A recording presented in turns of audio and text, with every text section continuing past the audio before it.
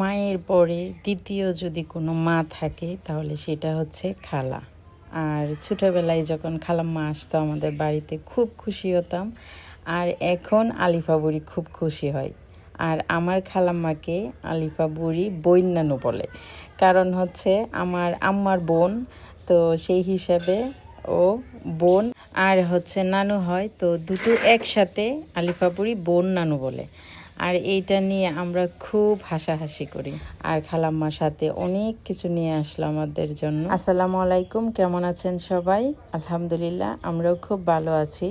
সকাল সকাল নতুন আরও একটি ব্লগ শুরু করে দিলাম। সারাটা দিন কি করব, আর খালাম্মা আসবে আজকে, তো সব মিলিয়ে আজকের ভিডিওটা খুব সুন্দর। আশা করি পুরো ভিডিওটি আপনারা দেখবেন।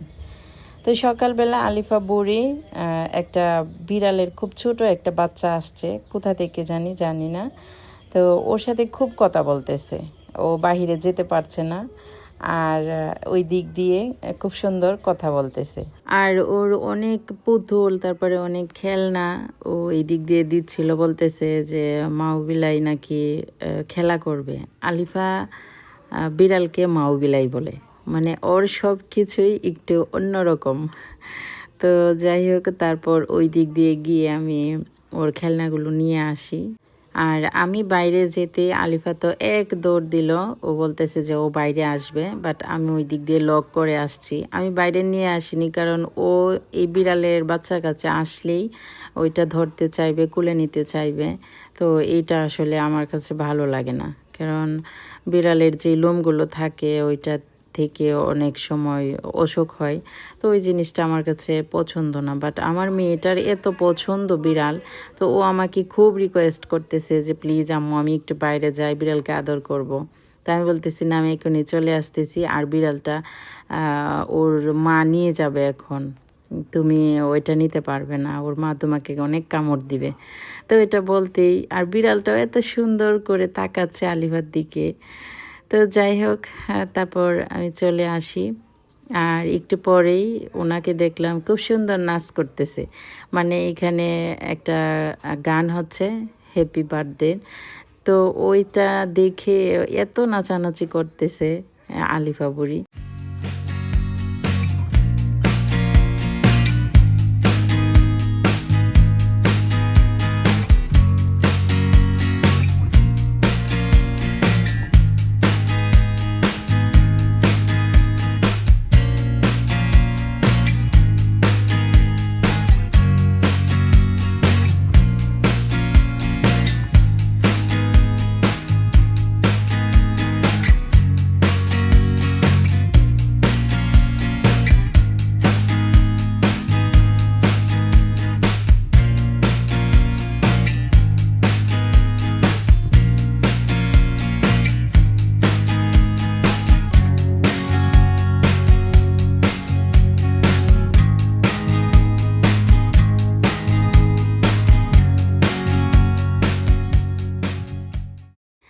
তো তার কিছুক্ষণ পরেই আমার খালাম্মা চলে আসলো, আর আলিফা বুড়ি তো খুব খুশি হয়ে গেছে, মানে ওর যে পছন্দের জিনিসগুলো সবগুলো খালাম্মা নিয়ে আসছে। আমি অ্যাকচুয়ালি ওইগুলো খাওয়াই না, দোকানের জিনিস, তো কেউ যদি নিয়ে আসে মানে এত খুশি হয় আলিফা, বলার মতো না, চাই যে সবগুলো যেন একসাথে খেয়ে ফেলবে এইরকম। তো তারপর আম নিয়ে আসছে, আর লটকন নিয়ে আসছে। খালাম্মাদের অনেক লটকন গাছ আছে। তো এর আগে আমাদের বাড়ি থেকে একজন গিয়েছিল, তো ওদের কাছে দিয়ে দিয়েছিল খালাম্মা, আর এখন আসবে তাই নিয়ে আসছে আরও বেশি করে। আর সাথে আঙ্কেলও আসছিল। তো আগে আমাদেরকে এনে দিত হাতে যে কোনো জিনিস, এখন আমাদের বাচ্চাদেরকে দেয়। সময়টা আসলে অনেকটা বদলে গেছে, অনেকটা সময় পেরিয়ে গেছে। তো যাই হোক, সাথে আমাদের পছন্দের পিঠাও বানিয়ে নিয়ে আসছিল। খালাম্মার হাতের এই পিঠাটা খুবই মজা। তো আর এইদিকে আলিফা বুড়ি তো মানে ভেবেই পাচ্ছে না কোনটা রেখে কোনটা খাবে, তো ও সবগুলো এই যে সাথে করে নিয়ে যাবে, কারণ কে জানি খেয়ে ফেলে। আর এত খুশি ও, মানে মনে হচ্ছে যেন এইগুলো প্রথম দেখেছে। এইরকম বাচ্চারা, আর এই খুশিটাই আসলে অনেক কিছু। তো আমি বলতেছি যে খালাম্মা এইগুলো যে খাচ্ছে আর কিন্তু ভাত খাবে না, তো বলতেছে আচ্ছা ঠিক আছে, একদিনের জন্য কিছু হবে না। আর একটা একটা করে সবগুলো খাচ্ছে, একটা খাচ্ছে যে কোনো প্যাকেট থেকে, তারপর বাকিগুলো আর খাচ্ছে না, মানে ওই রকম। তো যাই হোক, তারপর দুপুরের টাইম হয়ে গেছে আর এদিকে আম্মা সব রান্না বাড়া শেষ করে ফেলছে। তো আজকের মেনুতে ছিল মাছ ভাজি, তারপর বরবটি দিয়ে মাছের পেট বোনা করে রান্না করেছে। পেটগুলো একদম টুকটুক করে তারপর বোনা বোনা করে রান্না করেছে। খুব মজা এই তরকারিটা খেতে। আর ছিল ছোটো মাছ, ছোটো মাছ, এটা মলা মাছ, তারপরে পাঁচ মিশালি যে ছোটো মাছগুলো ওইটা বোনা করেছে। তো তারপরে ছিল পুঁটি মাছ, পুঁটি মাছ জলপাই দিয়ে আর কি। জলপাই বেশি ছিল না, কারণ এখন তো আর সিজন না, তো ফ্রোজেন করে রেখেছিলাম, ওইটা দিয়ে আর কি রান্না করেছে। আর এটা ছিল মুখির তরকারি মাছ দিয়ে। তারপরে ছিল খাসির মাংস ছোলা বুট দিয়ে। তো তারপরে ছিল পোলাও। তো সব মিলিয়ে খুব ভালো খাওয়া দাওয়া করলাম, সবাই একসাথে বসে, খালাম্মা তারপর আঙ্কেল, আমরা সবাই একসাথে বসে খাওয়া দাওয়া করেছি। আর আমার কাছে বেশি ভালো লেগেছে ছোটো মাছটা, মানে এত মজা হয়েছে। সব সময় কিন্তু আসলে ছোটো মাছের টেস্টটা পাওয়া যায় না, যখন একটু তরতাজা থাকে তখন ভালো লাগে। তো সবাই মিলে খাওয়া দাওয়া করলাম আলহামদুলিল্লাহ। তারপরেই আমার একটা পার্সেল ছিল, ওইটা চলে আসছে। এমনিতে পার্সেল বিকাল টাইমে আসে, মানে একদম সন্ধ্যার আগ মুহূর্তে।